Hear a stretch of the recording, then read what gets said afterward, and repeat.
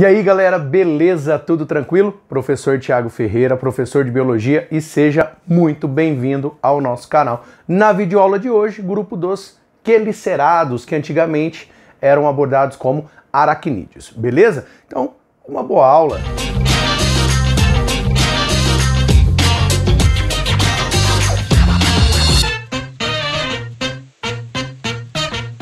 Bom, galerinha, então, dando continuidade à nossa playlist de zoologia, então nós estamos no momento analisando artrópodes, passamos pelas características gerais, passamos por insetos, crustáceos e agora é a vez dos quelicerados, que antigamente os exercícios exploravam, né?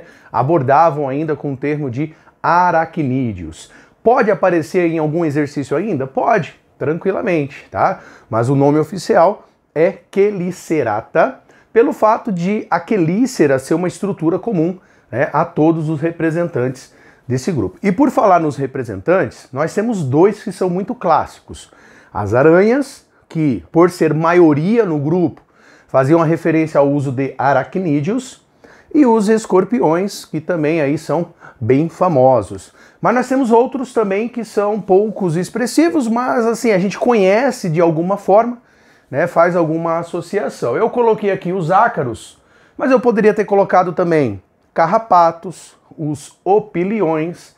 Existe um grupo bem reduzidinho de quelicerados, né, chamados de caranguejo ferradura, né, que estão encontrados lá em ambiente marinho, onde o sangue tem uma importância muito grande, né, para poder fazer testagem de determinados medicamentos antes de ser introduzido, né, no ser humano, beleza?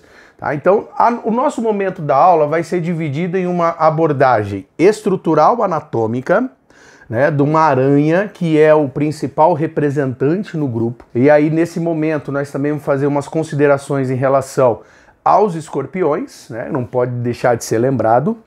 E aí, na parte final, nós vamos falar um pouquinho sobre a parte fisiológica, que traria um pouco assim de informações mais específicas desse grupo, beleza? Que também aí serve como comparativo para os demais, tá? Então vamos lá, pessoal, analisando a nossa aranha aqui, vou até afastar um pouquinho para quem quiser ter um acesso ao quadro inteiro, né? Nós vamos primeiro pela divisão corporal. Todo aracnídeo, né, todo quelicerado apresenta o corpo dividido em cefalotórax e abdômen. Então, dois grandes tagmas. O cefalotórax, eu tenho a fusão da cabeça com o tórax, e a porção final é o abdômen. Nas aranhas, é comum você fazer a referência do cefalotórax com a expressão prossoma, essa porção, né, anterior do indivíduo. E a região do abdômen, que seria a região posterior, é chamado de opistosoma, beleza? Então, dois grandes tagmas, tá?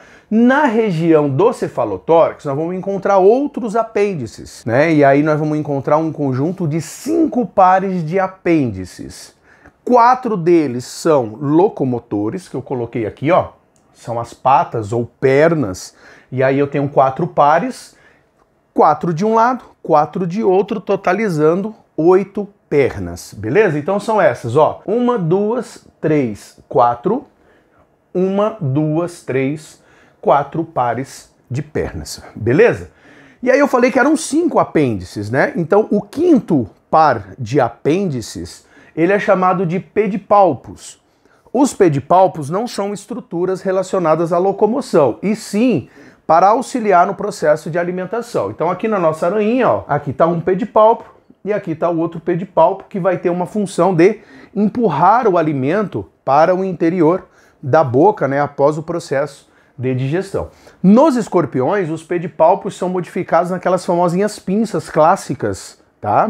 Relacionada também à manipulação do processo de alimentação. E aí nós temos mais outras duas estruturas chamadas de quelíceras, na qual é característico do grupo, né? Dá nome ao grupo. E aí eu coloquei aqui pedipalpos e quelíceras. Nas aranhas, as quelíceras, elas vão ter um papel de inoculador de veneno.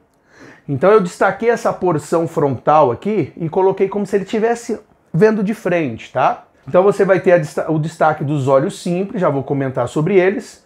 E aqui as duas estruturas das quelíceras, que na pontinha tem, cada uma delas, um aguilhão. que é o órgão inoculador da toxina. Então eles são animais peçonhentos, beleza? Existem vários efeitos ligados, né, à toxina que ele produz, né, a peçonha que ele produz, pode ser proteolítico, hemolítico, né, pode ser necrosante, tá? Então tem várias ações. E agir também no sistema nervoso, beleza? Nos escorpiões, a quelícera ela vai ter uma função mastigadora, vai auxiliar no processo de mastigação. Então falamos do corpo, das patas, pedipalpos e quelíceras e destacar que esses indivíduos não apresentam antenas. Indivíduos que não apresentam antenas são chamados de áceros. Esses indivíduos, pessoas, não voam. Então, não voam, não têm asas, não têm antenas e também não apresentam mandíbulas.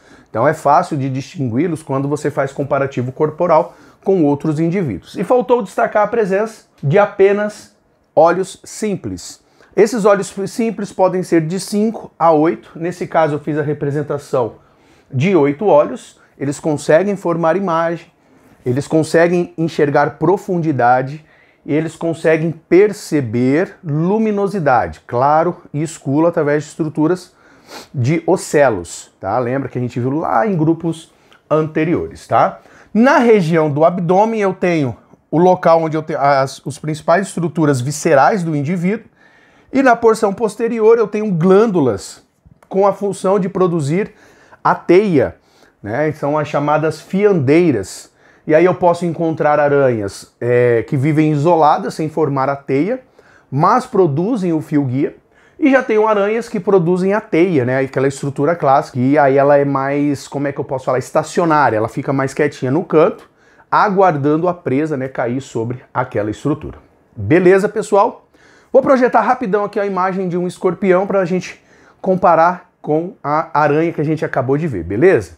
Então vamos lá, no escorpiãozinho, né, eu tenho uma estrutura já diferente em relação ao cefalotórax e o abdômen. O abdômen, ele acaba se afilando, né, e ele fica dividido em duas partes, chamado de pré-abdômen e pós-abdômen. Na extremidade do pós-abdômen, a gente tem a região do telson, onde tem o aguilhão, que é a estrutura inoculadora do veneno. Os pedipalpos, que eu comentei, que vão ser modificados em pinças para a manipulação do alimento, né? Não tem mandíbula, mas a quelícera vai ter um papel de atuar na mastigação desse alimento, beleza? Então pode ser que uma questão cobre, né, um comparativo. Então volta para cá e vamos para a porção final da aula, que é a parte de fisiologia, tá? Então destaquei aqui as principais informações, começando pela parte do sistema digestório.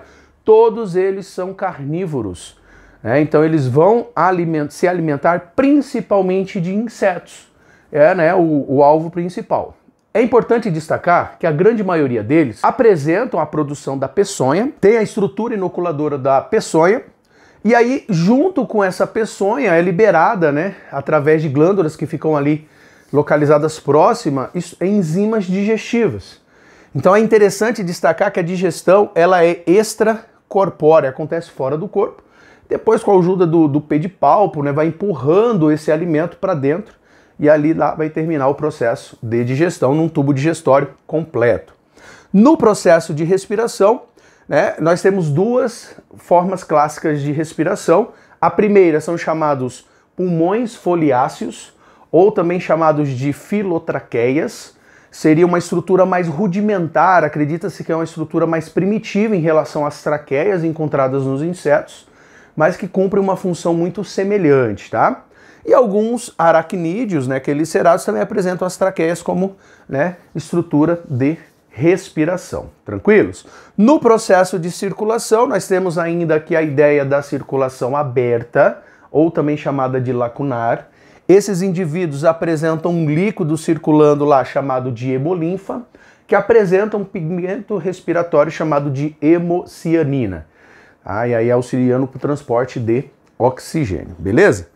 Na parte de excreção, né, nós temos estruturas típicas encontradas apenas aqui nos quelicerados, chamados de glândulas coxais. São glândulas que apresentam um poro de excreção e uma pequena bolsa na base das patas, tá? Fica como se fosse aqui nessas regiões aqui, coletando excretas nitrogenadas, né, dessa região e liberando para o exterior. Quem tem glândula coxal vai liberar um excreta chamado de guanina, que também é um diferencial que ocorre apenas aqui nesses indivíduos, é bem clássico, né? A base da base nitrogenada chamada guanina. Mas nós encontramos também, principalmente nas aranhas, túbulos de Malpighi, né? Seguindo, né, o padrão aí lá dos insetos. E normalmente também aracnídeos que vivem em ambiente muito seco. E aí o excreta principal que sai pelos túbulos de Malpighi, né, são o ácido úrico, né? Aí eu tenho 2 excretas nitrogenadas, beleza? Quanto à parte do sistema nervoso, mantém ainda o padrão, né, de ser ganglionar ventral, com diversas estruturas sensoriais, principalmente pelos táteis, né, e aí acabam percebendo, né, auxiliando na percepção do ambiente. E para finalizar, a parte de reprodução. Todos são dioicos, existem apenas algumas espécies de escorpiões que fazem a partenogênese, aí mantém apenas estruturas femininas e a geração do indivíduo a partir de ovos, mas a grande maioria são dioicos com fecundação interna. E o interessante aqui é que o desenvolvimento ele é direto, sem a formação de larvas. Então nós temos órgãos copuladores, né, e a formação de cápsulas com ovas, ou o indivíduo já se desenvolve diretamente no ambiente, né, geralmente ali próximo, né, tendo um mínimo cuidado parental. Fechou? Temos que ressaltar também a parte de importância econômica e ecológica. São indivíduos que se alimentam, ajudam no controle populacional de insetos, são muito apreciados em algumas culturas como alimentação, né, como estratégia de alimentação, principalmente em culturas asiáticas, tá? E também destacar os famosos acidentes causados, né, tanto por aranhas quanto por escorpiões. São acidentes, não são indivíduos predadores ativos, principalmente de nós. Então eles acabam adentrando o nosso ambiente e a gente acaba sem querer pisando num próximo, né, colocando a mão, e aí acaba sofrendo esse acidente, que existem soros específicos para ajudar a combater esse processo. Cuidado especial com crianças, que dependendo do veneno, né, da toxina agindo no corpo, pode ser fatal. Tranquilo, então? Bom, galerinha, então a ideia aqui era você pegar as principais informações dos quelicerados e arrebentar na sua prova. Então, se você gostou aqui desse vídeo, se você gostou do canal, eu te convido a se inscrever, a dar um like. Se você puder compartilhar esse vídeo, fazer chegar um pouquinho mais de pessoas, eu vou ficar muito grato, com certeza vai ajudar aí outros que estão também precisando desse material, tá? Então, desde já, muito obrigado pela sua presença. Olha, eu tô lá também no Facebook, no Instagram, onde a gente pode também ter um contatozinho próximo, né, e conversar um pouquinho mais sobre a biologia, tá? Então, mais uma vez, de coração, muito obrigado, bons estudos e fui!